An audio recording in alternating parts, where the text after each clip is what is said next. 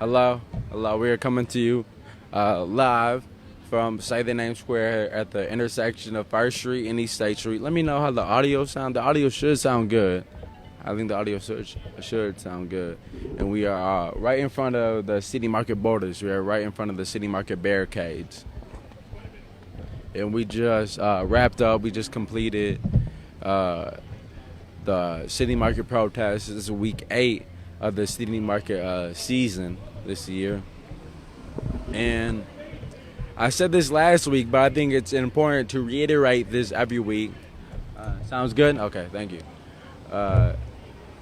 The reason we saying boycott City Market, the reason we asking people to boycott City Market and campaigning for people to boycott City Market is because you can't just look at City Market in a narrow mind. You can't look at City Market in a narrow vision. You have to broaden that, and you really look at it as in a sense of who really benefits from City Market, who really is invested, who's the most invested in City Market, who makes the most amount of money off City Market, who puts enough. Who cares about the success of City Market? Who makes sure that City Market goes off carefully and safely, and who is invested in making the most amount of money? And it's people like Kathy McDermott. It's people like Peter Provenzano. It's people like Tom McNamara and Todd Cagnoni and other city administrators and the rest of the City Market organizers. So once you really look at that and you realize it's not the small businesses that they tout, it's not the small businesses that make the most amount of money, it's not the small businesses or black-owned businesses or minority-owned businesses that are the most invested in City Market. It's the City Market organizers, it's the mayor, it's city administrators. So once you widen that viewpoint, widen that stance, next thing you have to look at is, okay, what are the viewpoints of those people? What are the viewpoints of the City Market organizers? And now that Tom is in it, now that the mayor is in it, and now that city administrators in it, that means it make it political. That means City Market political event. That means City Market is politically influenced. So then you have to look at, okay, now that City Market is political, now that City Market has political ties and is politically influenced, do I agree with those politics? Right. Are those politics aligned with mine? Do I support those views? Do I support those things? Do I support the people who are most invested? So you look at Tom McNamara, and what has Tom McNamara done?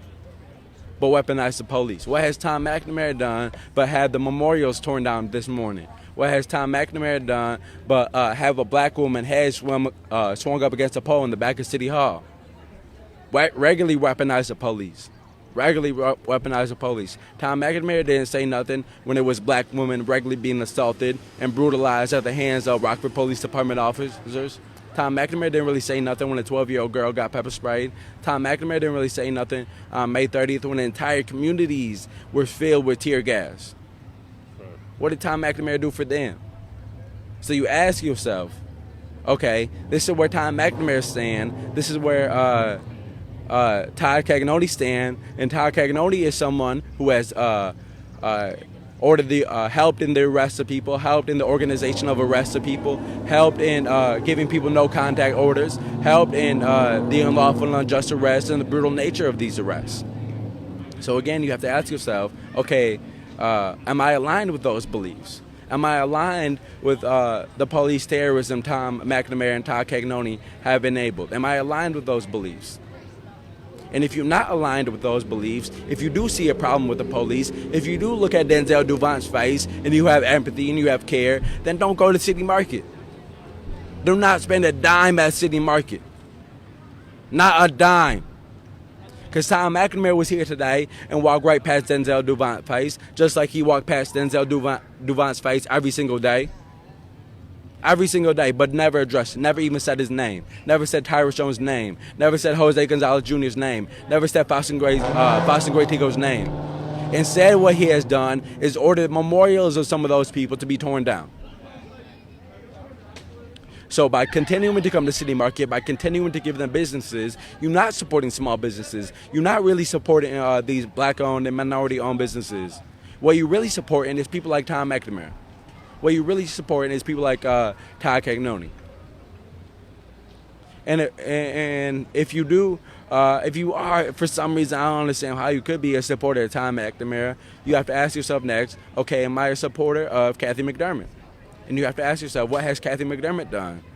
What has Kathy McDermott done in the last year or so? What did Kathy McDermott have done in the last year?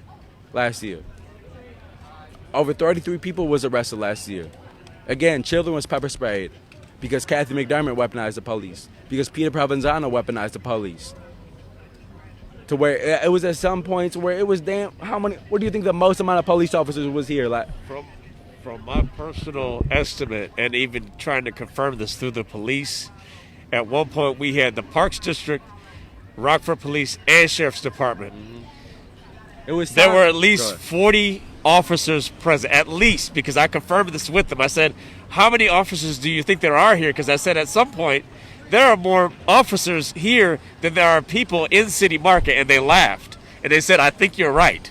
I think you might be right. I would say 40 is about an average per week. 40 is average. probably about an average, but it was some weeks where there was up to like 70 police officers. There was some weeks where after the Breonna Taylor ruling came out, after the grand jury ruling came out, after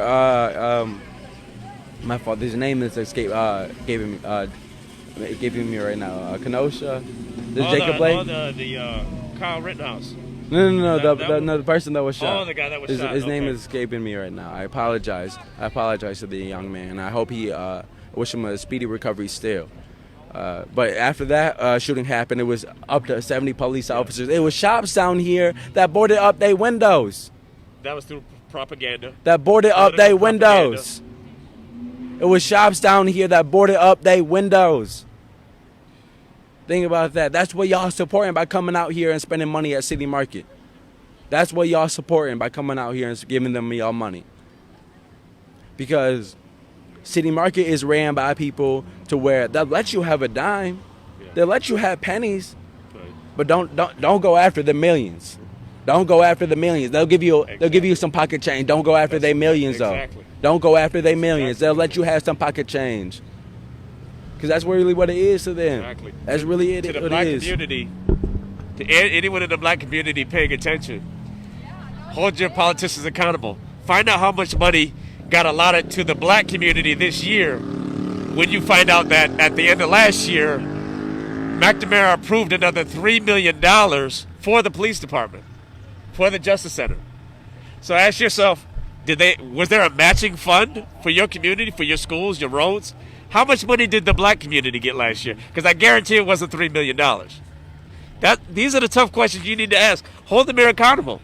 You can find out, it's public information, you can find out how much money was given to the Justice Center, how much was given to the police budget, and then ask yourself as a black person in Rockford, how much money was given to my school district? How much money was given to my local politicians to spend in my community? I guarantee it doesn't match.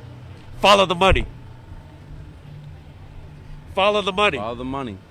That's really what it come down to. It's just follow the money. Where does the money really go? My fault. Let me drink this water.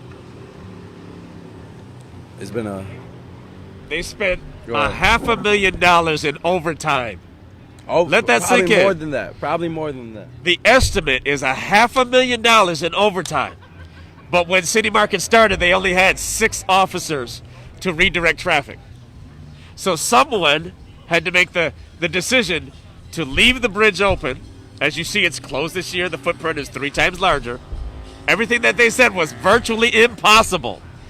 It's impossible. We can't block the bridge off. It's impossible. We can't block this section off. Well, it's amazing. How does something go from being impossible to being part of the fabric of City Market this year? Okay, they started with 6 officers to redirect traffic. They didn't even block off the bridge. They redirected traffic. To ending City Market with upwards from 40 to 70 officers and over $500,000 in overtime. But yet you had the same people here every single week. Let's talk about that. At times it was 70 police officers, but the average about 40. But I would say almost the majority of the time, police officers outnumber the people that were speaking. Many Police times. officers outnumber the people that was out here talking about police terrorism in the city. Exactly. So when you think about that, you have to realize that you don't send 40 police officers to keep the peace. You don't send 70 police officers to make sure everything peaceful. What you really sending them police officers there? Keep the status quo. Don't change anything. I don't even think it's that. You sending police officers there to brutalize people. Exactly. You sending police It's an officers intimidation there tactic. to do what they regularly do on fairgrounds, and that's what this city market protest has become. That's what it became last year, and that's what it's become this year. To where And sometimes it was even one officer per protester that was out there to speak against police brutality, excessive force, and racial profiling. Mm-hmm. They made sure that there was a unified front to match the amount of people at times who were there to stand against brutality. And for anyone paying attention, the city felt it fair to spend at least $500,000 in overtime. That's not the regular salary. In overtime to not address police brutality, excessive force, and racism. Even fast forward to this year, it costs money to block off this much of the city every single Friday. It's still costing taxpayer money. They would rather still spend this money than address the police in Rockford. Picture let's that. talk about that. They got their survey just released. They put out a whole news story about their survey, and they had over 200 respondents to their survey, talking about. Really, I didn't believe one word from their survey. Really, it just felt like Kathy McDermott called up all her friends, and Peter Provenzano called up all his friends, and Todd Cagnoni went and called up all his friends and said, take this survey, fill out the survey, here are the answers I want you to do. Because they out there trying to say that downtown businesses, they get more business, they get more flow into their businesses because the streets shut down. Somebody said they sold what? One sandwich? Ah. And the conversations that we've had, laughable. the conversation that we've had with some of these business owners said that they didn't like it. They didn't like it They're at completely all. opposed to That it. they had gotten calls from their regular customers, that they have gotten calls from people saying they can't figure out how to get to their business. They can't figure it out. They can't get to their business. It's blocked off. They're having trouble. They're struggling. So you can't. So if you're out here saying that somehow shutting down State Street is attracting more business, that's just asinine. It's a lie. It's a lie. It's a blatant lie. I've talked Go to ahead. business owners here, and they've told me that they are completely opposed to the footprint of City Market being this far because location. Mm-hmm. They're in the right location, but it's killing the traffic that they had prior to this. It's a complete sham. I'm telling you now, State's Attorney's Office already said that the footprint that you see for City Market now, they don't intend to change it for the history and the longevity of City Markets to come. I hope you heard what I just said. This is coming from the State's Attorney's Office. They have no intentions on minimizing the footprint of City Market for all the future City Markets to come. To me, that's a red flag saying, obviously, somebody's making money somewhere because it's not these business owners. Somebody else is making money somewhere, but it's not the business owners involved. Follow the money. Okay, let's talk about tactics. Let's talk about a little bit of things that have happened this year. And what has happened this year is I'm banned from City Market. I can't even step foot. In City Market. Now ask yourself, why am I banned? Why can't I step foot in City Market? Because I wrote Denzel Duvant's name in chalk inside the footprint. That's why I'm banned from City Market. Because I wrote Denzel Duvant's name in chalk. I wrote Denzel's name in chalk. So they'll let people come out here and have fun. They'll let people come out here and give money to these businesses when it's really giving money to the City Market organizers. And they'll let you come out here, but don't say nothing about Denzel. Don't say nothing about Tyrus. Exactly. Don't say nothing about Jose Gonzalez Jr. Don't say nothing about them. Don't say nothing about the 12-year-old girl who got pepper sprayed last year. Don't say nothing about the police terrorism that has ran rampant in this city for decades. Don't say nothing about that. Don't say nothing about that. Otherwise, you're going to get banned. Don't talk about how time has really, I used to think that Tom hasn't done anything to address police terrorism. That's what I used to think. But in fact, now I'm coming around to the belief that what Tom has done, he actually has addressed police terrorism. And he's enabled it. That's how he's addressed it. He's enabled it. That's what he's doing. He's enabling it. I can tell you from actually having meetings about how the police in Rockford, and actually talking directly to the city lawyer. This is not me talking to someone else. I'm telling you what I know. I'm actually personally a business consultant. So yes, I have an invested interest to see Rockford get the message and understand when someone's taking advantage of you. I talked directly with the lawyer, and this is exactly what he told me to my face.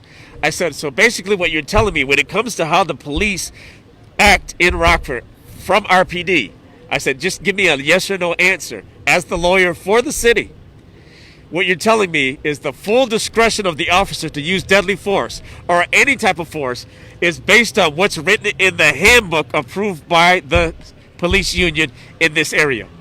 I said, so his discretion is if he assumes or feels based on an assumption that someone has a gun or he thought there was a weapon. His ability is based on how he feels or his perception, even if it's wrong. Lawyer said yes. That's the answer. He said yes. So when you wonder when an officer shoots someone in Rockford, because of what's written in the language of the handbook in RPD, and you can look this up and find the PDF for yourself, based on that section, the officer can use whatever discretion he wants. I can walk on a subway with a sandwich in my hand, and they can blow my brains out and say, well, I thought that sandwich resembled a sawed-off shotgun. And based on the language of my handbook, in front of the law, in front of the judge, he's going to say, well, the city union approved this handbook, and they approved my ability to use deadly force. Why am I saying this? That's exactly what the clause that they used for Tyrus Jones. That's exactly what they used. That's why he went there. That's what they used for every single person that was shot this year. They used the same clause. So for any politician saying, well, I stand against this, are you standing against the handbook? Are you standing against the laws? Are you standing against what was written in the RPD handbook approved by the union? Because if you're not doing that, it's just playing dress up. You're lying to the community, and you're lying to everyone around you because you're giving the police a thumbs up by saying, I will act like I'm doing something else to fight against what you do, but as long as I don't touch your handbook, you and I are straight. Because you know if I don't touch the handbook, you can keep doing what you want to do in Rockford, Illinois.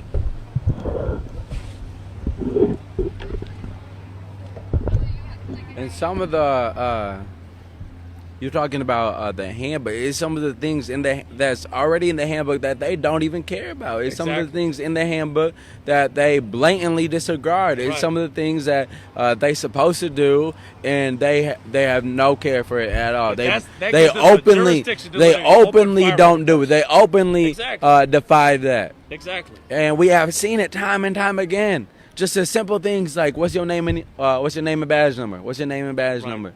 Police officers run. By law, they're not supposed Police to officers walk away, do everything they can, roll up their windows, do whatever they can. Their name and their badge number. How many times you seen a police officer stand like this covering his badge? They're not. How many times you seen a police officer stand like ask them so for their badge and number? It's not optional. This is knowing the law.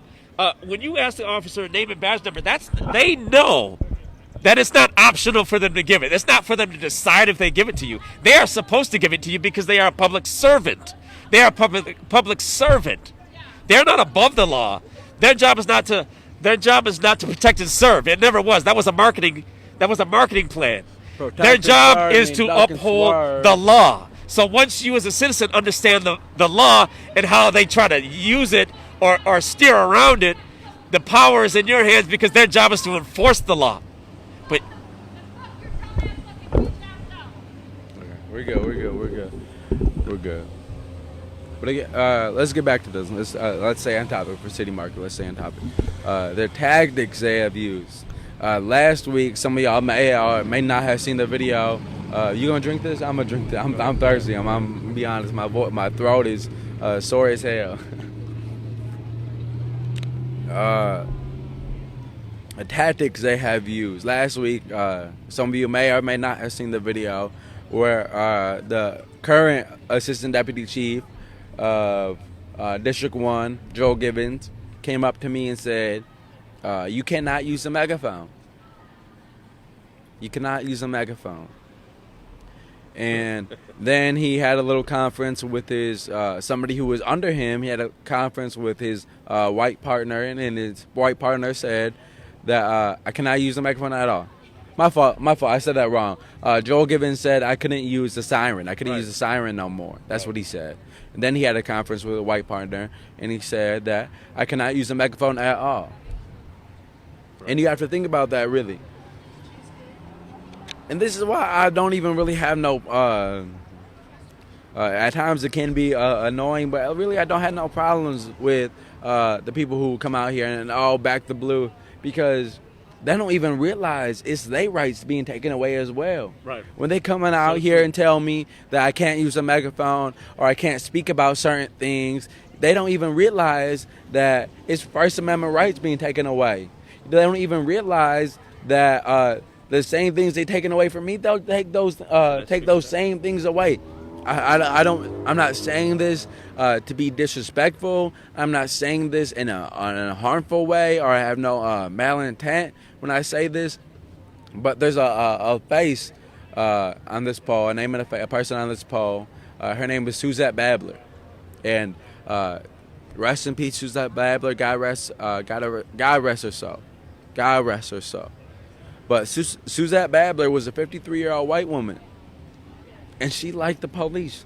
She was asking for more police, and they killed her. And they killed her. And they ruled it justified. That cop is still working today. That cop is still working today. And they tear up her name and her face just like they tear up everybody else's name and face. Right. My fault. I don't mean. Let's get back to the city market tactics.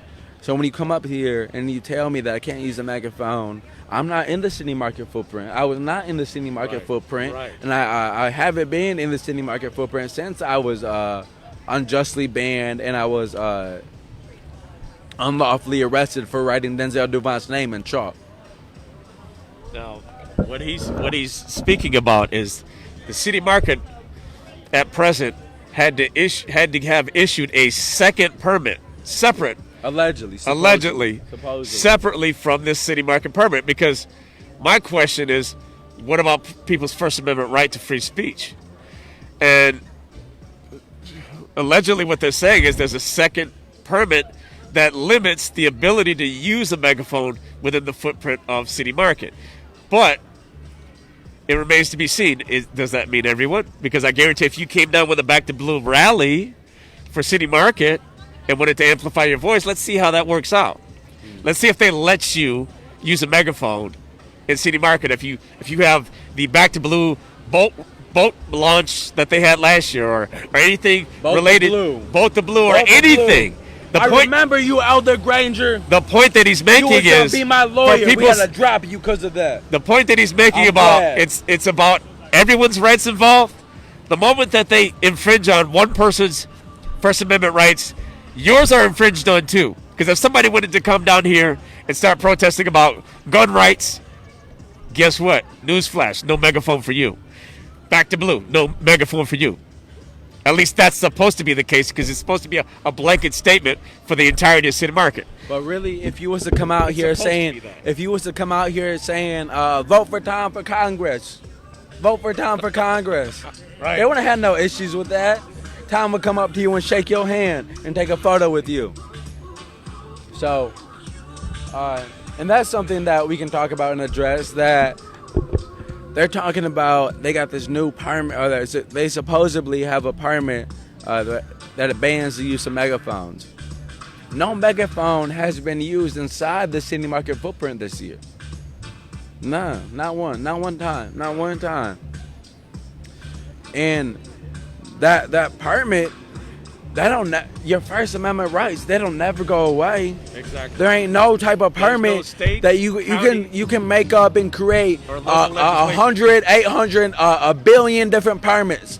You always gonna have your First Amendment rights. You always gonna have You're always supposed. My fault. You're always supposed to have the ability to exercise your First Amendment rights. And that's written in the Constitution. No state law, local law, or municipal law can trump a federal law. And they did that deliberately because different states, whether it's north or south, would have differences on what they chose to do on a social level in their area. Case in point, if a state right now in the South said slavery is good for business, we voted it back in. That just because that's what you want to do on a local level, it doesn't usurp a federal law. So for City Market to really infringe upon people's First Amendment right to free speech, I don't see any justification to it. I personally don't see any legal leg to stand on there, because it's an amplifying device of a person's voice. And the point he made is perfect. What if someone came down with a billboard saying McNamara for governor, and he used a megaphone, or wanted to set up a booth in City Market? I'm sure he wouldn't want to amplify his voice. If you're going to make a provision for one, then there's a provision for all. So anyone watching, if you're clapping, saying, "Hey, that's great," when you take away the rights of some for the sake of an agenda to quiet a voice, you're stepping on the same rights for everyone, because you're attempting to set a precedent.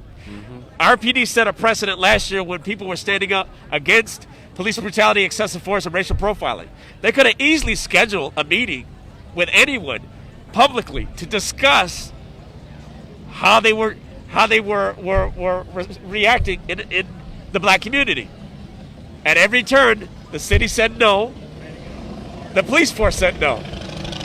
Their response was, we coordinated our own. They never went to the black clergy. They never went to the black politicians. They never went to the black community and said, "How do you really feel about us?" They didn't want to hear the answers. That's why they didn't allow it. They didn't want to hear the response of the black community.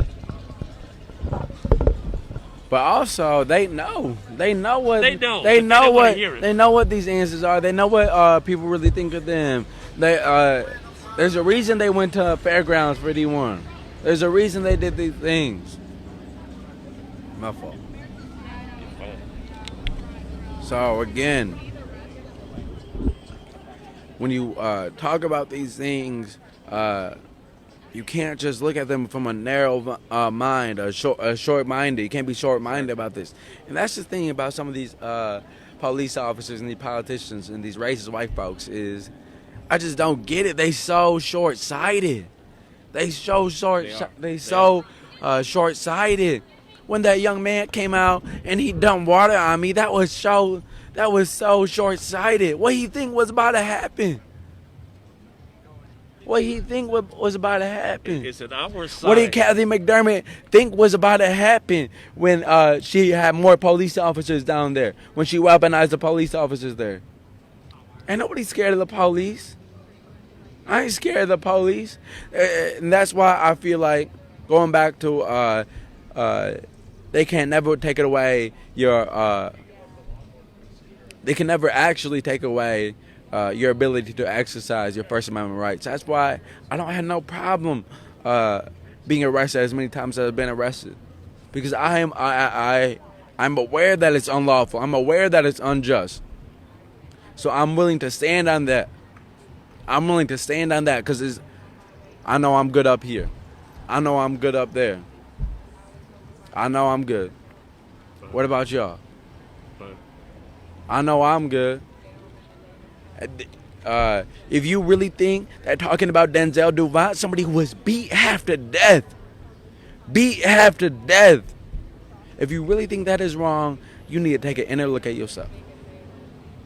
If you really don't have no empathy, and you can look at Denzel Duvant's face, and you don't have no empathy, and you don't have no care, and you don't have no emotion when you look at that face, you need to take a deep inner look at yourself.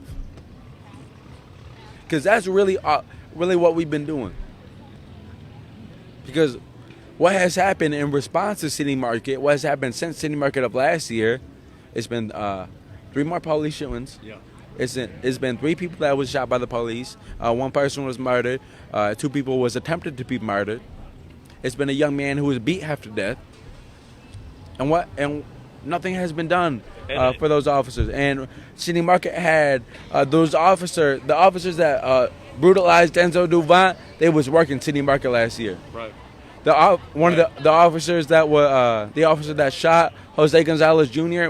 Brutalized people and unlawfully and unjustly arrested people on May 30th of last year. Exactly. Joseph Brulard has a past history of excessive force. It is proof positive in Rockford that the amount of shootings by the police is a direct result of it going unchecked by the political powers that be. There was no major reform or defunding in Rockford. And I want people to understand this. There was no major defunding of the police force because they received an additional $3 million. It was an endorsement to say, hey, I'm going to pat you on the back. Keep doing what you're doing. There was no defunding. Yeah, they have the call for people that are, if they're mentally ill, and that's something they put in play. But the fact of the matter, the thumbs up was the additional $3 million. Because that's not defunding. I've seen that in practice. I've seen somebody call the police on unhoused folks who are neurodiverse out here, and I've seen that in action.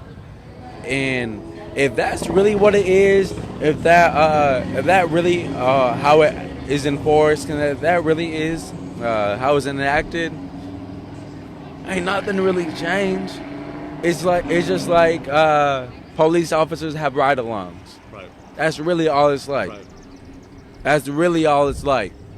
And the pressure. And hold on, my fault.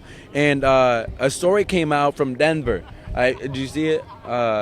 They said that they send in therapists and mental health workers to some of these calls.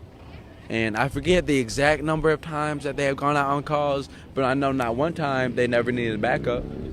Right. Not one time did they ever need backup. Not one time did those therapists and the mental health workers, did they ever need backup? And this time this program has been in place in Denver. Right. It is proof That program could have saved Kerry Blake's life. That program could have saved Logan Bell's life. Right. But instead, though you send police officers out there and they murdered those people, they executed those people, and City Market got those same people working today. Them same people that murdered Logan Bell is out here working today. And they're not the only ones. It's police officers who have shot people who are working today. It's police officers who have murdered people who are working today. That's who y'all supporting when you come out here and spending money at City Market. That's who y'all supporting by continuing to give these racist white folks y'all business. Because again, you can't look at this from a narrow point of view. You can't look at this and only look at, look, they're saying 60% minority-owned businesses, 60% women businesses, minority and women businesses. Do the killer Mike Trace into the money. It's Peter Provenzano making the most amount of money. It's Tom McNamara who's most invested in making sure City Market go off okay. It's Todd Caglione making sure City Market go off okay. It's Kathy McDermott most invested in making sure City Market got a good image. So you're not supporting those local businesses. You're not supporting them small businesses. You're supporting people like Tom McNamara. Can I say this? Go ahead. I want the point that he's making. What I'm about to say, I don't think I've ever said on a live, but I'm gonna say it. Last year, and they have footage of this. There's photos and footage. Officer asked me to walk through City Market. You can find it on May 30th. The officer, he was the top officer on the scene at that time. He said, "Do you trust me enough not to arrest you and ask you to walk with me into City Market?" And I looked at him, and I thought, well, I don't. You put two words together that I don't really see that don't belong together: trust and officers. But I said, you know what? He said, I want you to hear from the vendors how they feel about the mayor, his response, and City Market. He said, I want you to hear it for yourself. When he said that, I said, okay. People that watched from a distance thought I was getting arrested because they saw me, even the officers, there was a flanked out 14 officers standing there. They thought he was escorting me to a car. Because the one guy said, do you need assistance? And he said, no. And they're staring at me, staring at him, and then wonder why I'm not in cuffs. So he walks me through City Market. He said, I want you to hear for yourself how they feel about this whole thing. We walked to one vending booth. I asked one question. Do you think the mayor cares about what's happening down here at City Market? Do you think he has an invested interest in the people protesting? Because they're not protesters. They're citizens and taxpayers and college students that are protesting police brutality, excessive force, and racial profiling. Do you think he cares about their concerns? Valid concerns. Do you think he cares about them? And do you think he cares enough to get involved with you here at City Market to do something different with this street and how they're handling it? I'm gonna say word for word what that vendor said. They said the mayor doesn't give a damn about me. The mayor doesn't give a damn about us. He doesn't care about us. That was one vendor. Now, mind you, it's so loud you can't hear the next vendor over. I walked to the next vendor. I said, do you think the mayor has an invested interest or cares about the concerns of the excessive force, racial profiling, and police brutality in Rockford? Do you think he genuinely cares and wants to revamp the police or even confront McNamara? McNamara wants to confront O'Shea, or how the business as usual policing in Rockford is. Do you think he cares? They said the exact same thing as the other one, and I know they didn't hear them. That person looked me dead in the eye. She said, the mayor doesn't give a damn about me. Hold on. We having some microphone issues. Go ahead.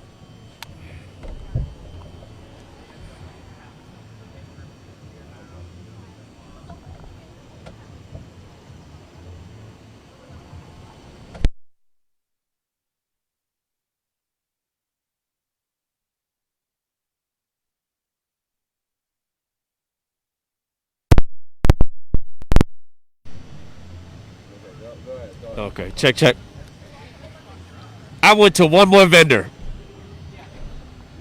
and I said, do you think the mayor cares about what's happening in his city in regards to on the heels of George Floyd and Rockford literally having a protest different than anywhere in the country? There were no fires down here. There were no people hurt. There were no rocks thrown. City Market looked exactly the same it did before we came down and after we all left. Every single Friday, it always looked the same. The only way you know anything happened is that somebody told you that something happened there. Keep that in mind. There were no fires burning in Rockford. And I said, do you feel that the mayor has a collective interest and motivation to make a sweeping change in how things are done in Rockford so that people wouldn't feel so compelled to do this, to come out and voice, and not just ask for change, but do you think that he's concerned enough to listen and really has an invested interest to see change in Rockford? That, I'm telling you, I went to 3 of them. That last vendor said the same thing as the other 2, and none of them could hear each other. This vendor said the mayor does not care about me down here. He doesn't care about us. And they pointed at me and said, I know he doesn't care about you, but I'm telling you, he doesn't care about us either. This should speak volumes. I'm not making this up. I'm not telling you what I thought I heard or somebody else told me. This is what was told to me by some of the vendors that were in City Market last year. They felt that how it was handled was reckless. They felt that how this was handled last year was reckless. Some of the vendors were even saying, I hope to God nobody gets ran over because how they're handling this is completely reckless. I'm not trying to get away from the point of why people were even down here. People spend a great amount of time trying to demonize people exercising their First Amendment rights, saying we do not like how the RPD and the Sheriff's Department are doing their jobs. It's a gang. It's a gang mentality. How they just swarm in and just indiscriminately start beating on people. How they were very excessive in their approach with the protesters. I was here the whole time. Anybody that sees how I'm dressed, you see how I'm dressed. I came down here every single day in black. In black. Every single time. In black. I wasn't trying to hide. I didn't have costumes. I came down in the same basic look each time. And each week I asked the officers, where did your protocol come from? To come down with the riot shields and the batons and the different things that you have in this van that you park. And I was told by the top officers, not by the subordinates, by the top officers, gaining access to walk directly up to them.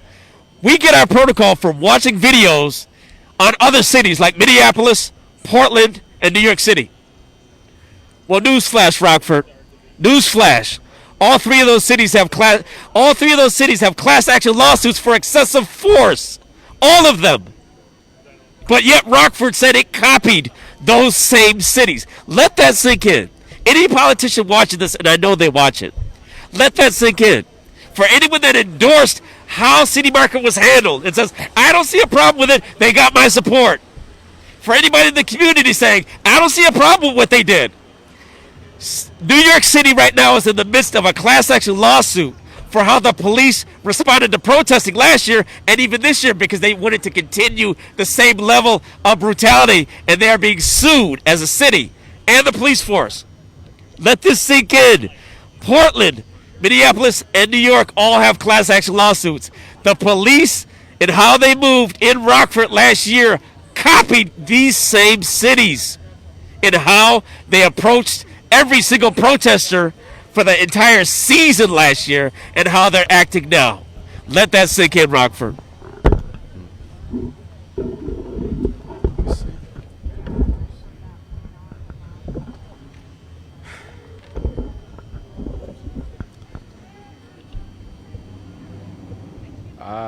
Let's see.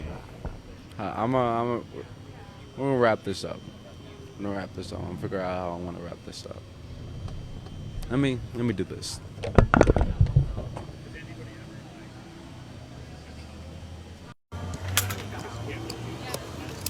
Let me do this. My fault. I know I'm changing the angle. Let me just do this real quick.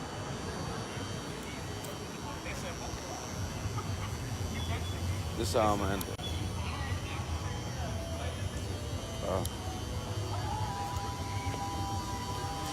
This is what Tom McNamara really think.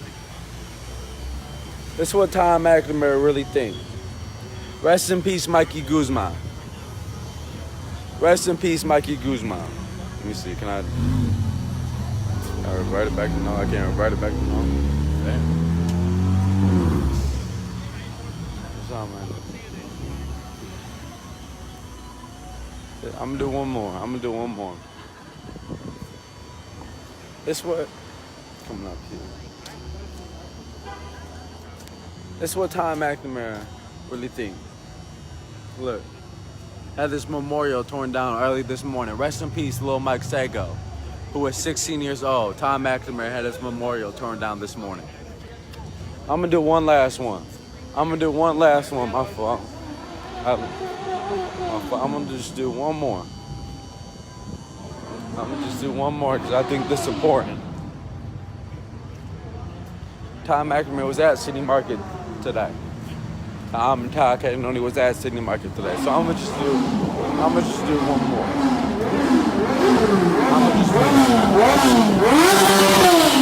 Damn. Bike's loud as hell.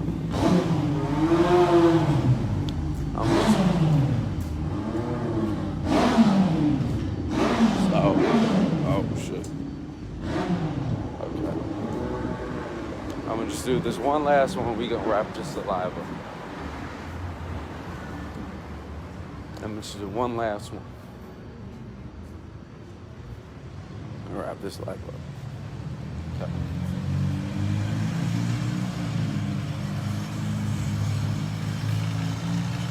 Look.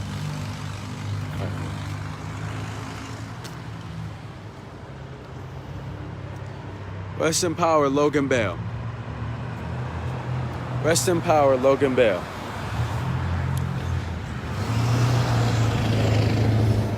Tom McNamara sent out the public works team to tear down this memorial today. And some of y'all might be wondering why he had that done. It's because of the cops that murdered Logan Bell was working City Market. The cops that murdered this young man, this 18-year-old child, is out working City Market. Rest in power, Logan Bale.